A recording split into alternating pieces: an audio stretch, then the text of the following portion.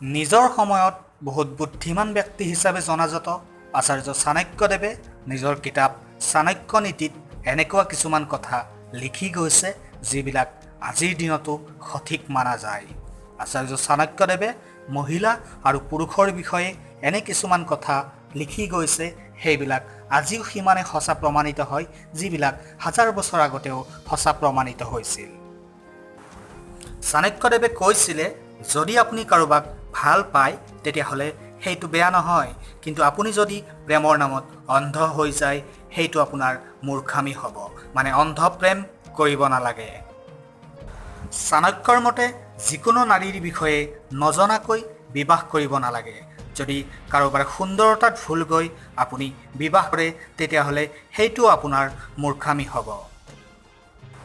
চাণক্যৰ মতে এইটো নহয় যে যিকোনো সুন্দৰ নাৰী চালাক আৰু বিশ্বাসঘাতক, কিন্তু কিছুমান নাৰী দেখাত সুন্দৰ হ'লেও হৃদয়ৰ পৰা সিমান সুন্দৰ নহ'ব পাৰে। চাণক্যই কৈছিলে যদি আপুনি কোনোবা মহিলাক বেছি বুজাবলৈ যায় তেতিয়া আপুনি নিজক পাহৰি যায়। নাৰী এখন সাগৰৰ দৰে যাৰ গভীৰতা ঢুকি পোৱাটো অসম্ভৱ।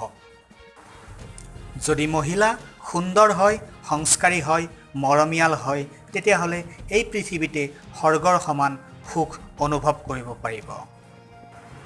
কিন্তু কেৱল ধুনীয়া হোৱাৰ বাহিৰে যদি মহিলা এগৰাকীৰ তাত এইবিলাক গুণ নাথাকে তেতিয়াহ'লে আপোনাৰ ঘৰ পৰিবাৰ আনকি আপোনাকো ধ্বংস কৰি দিব পাৰে।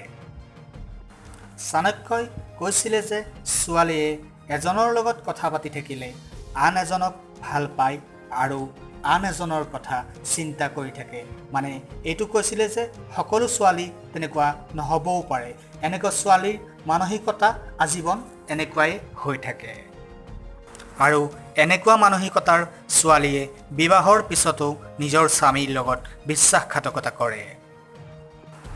চাণক্যই কৈছিলে প্ৰেম এটা সুন্দৰ বস্তু, কিন্তু প্ৰেম তেতিয়াহে সুন্দৰ হৈ উঠে যেতিয়া ভাল আৰু সঁচা ব্যক্তিৰ লগত হয়, সেয়া ল'ৰাই হওক বা ছোৱালীয়ে হওক। চাণক্যৰ মতে কিছুমান মহিলাই ধনৰ প্ৰতি লোভ বেছি হয়, যাৰ কাৰণে বেলেগক নিজৰ জালত পেলাব পাৰে, কিন্তু আজিকালিৰ মহিলাই নিজৰ প্ৰয়োজন পূৰাবলৈ নিজে অধিক কষ্ট কৰে।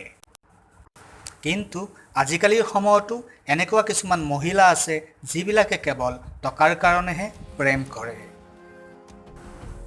চাণক্য নীতিৰ অনুসৰি জীৱনসংগী বাছনি কৰাৰ ক্ষেত্ৰত বহুত কথা ভাবিব লাগে, কিয়নো বিবাহ জীৱনজোৰা এটা সম্বন্ধ আৰু ভুল ব্যক্তিৰ লগত বিবাহ কৰিলে আপোনাৰ কাৰণে বহুত দুখৰ সমস্যা হ'ব পাৰে।